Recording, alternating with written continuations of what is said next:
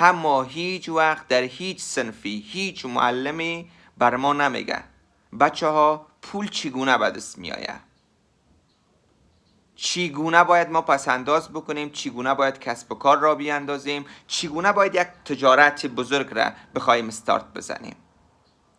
یکی از دلایلی ای که افراد وقتی بیشتر مثلا یک سری افرادی که مثلا در دانشگاه و مکاتب درس میخوانن و همیشه نمرات خیلی عالی میگیرن، اینها در آخر کارمندهای خیلی خوبی میشن. یعنی کارمند میشن به یک بانک همیشه، یا به یک جای کارمند میشن و چون درس خیلی خوبی خواندن، خب سازمان های اینها را به کارمندی خیلی خوبی جذب میکنن. اونها از سرمایه گذاری و از ای که بخواین چگونه مهارت های پولسازیات بگیرن گاهن میترسن و این ترس را پشت دلایلی که خودشان آمدن البته ساختن پنهان میکنن.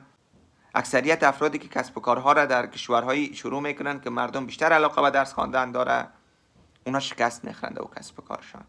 دلیلش نیست که کسب و کار مشکل داره، دلیلش است که اینها با کسب و کار مشکل دارن. چون اینها ذهنیتشان طوری ساخته میشه میگه در مکاتب و مدارس و دانشگاه ها که اینها بیشتر از اینکه بفهمن باید چی کارها را بکنن در حوزه کاری خودشان موفق شون، اینها یاد میگیرن چی کارها را باید بکنن که معاش خوبتری بگیرن.